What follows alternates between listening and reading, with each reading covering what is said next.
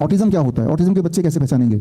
Autism का मतलब होता है एक 10 साल का बच्चा लेकिन उसका दिमाग 2 साल का है, उसके अंदर का जो ब्रेन है वो 2 साल का हो और बच्चा 10 साल का हो तो ऑटिज्म है। अब 2 साल का बच्चा क्या करेगा? दिमाग वाला, वो खुद से ब्रश नहीं कर सकता, खुद से कपड़े नहीं पहन सकता, खुद से कुछ ज़्यादा कुछ बोल नहीं सकता, वो अपने में खोया रहता है। यानी कि बच्चे की शरीर बड़ा होता चला गया लेकिन उसका दिमाग 2 साल में ही टिक गया।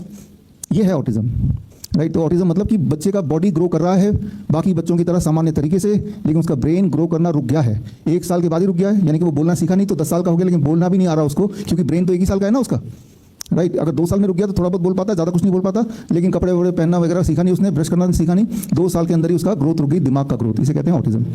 अब आसान भाषा में समझते हैं ADHD क्या है, attention deficit hyper activity disorder. ये भी वैक्सीन की देन है, वैक्सीन बच्चों में जो लगाई जाने वाली वैक्सीन है। ADHD सिंपल भाषा में एक बच्चे की बॉडी है लेकिन उसके अंदर बंदर की आत्मा है। ज़रा सोच के देखिए, हम सब अभी प्रेस कॉन्फ्रेंस कर रहे हैं, यहाँ एक बंदर आ जाए, यहाँ बंदर बिठा दिया जाए तो क्या होगा? आप बोलेंगे कुछ भी हो सकता है, आपका मोबाइल उठा के फेंक सकता है वो, आपका चश्मा उठा के निकाल सकता है वो, इस सारे माइक को उड़ा के फेंक सकता है वो, इस चेयर के ऊपर या इस डायस के ऊपर वो जंप कर सकता है, कुछ भी कर सकता है, वो पंखे में लटक सकता है, कुछ भी कर सकता है। जो एक बंदर कर सकता है वो एक बच्चा करता है 10 साल का। कहीं भी चढ़ सकता है, वॉल के ऊपर चढ़ सकता है, सारा कुछ कर सकता है, just like a monkey. Unpredictable, इसे कहते हैं attention deficit hyper activity disorder. जो पेरेंट्स अभी मुझसे जुड़े हुए हैं, जो कैन प्रोटोकॉल से जुड़ना जिनको बाकी है, उनके लिए कि ये जो बच्चे आए ये हम तक कैसे पहुँचे, तो उसके लिए कुछ स्टेप्स हैं जो आपको फॉलो करना है।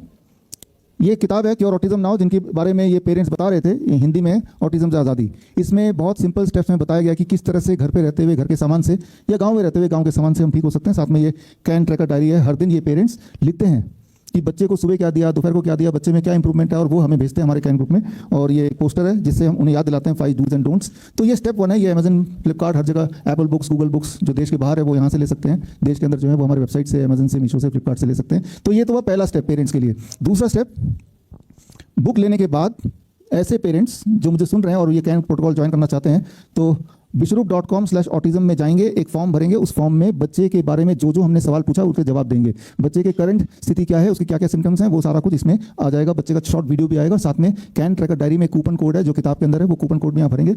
और ये है स्टेप 2। स्टेप 3, हमारी कैन प्रोटोकॉल की जो टीम है, क्योर ऑटिज्म नाउ की टीम, आपको फ़ोन करेगी, आप जो भी नंबर भरेंगे और आपको हमारे अगले ग्रुप में जोड़ देंगे।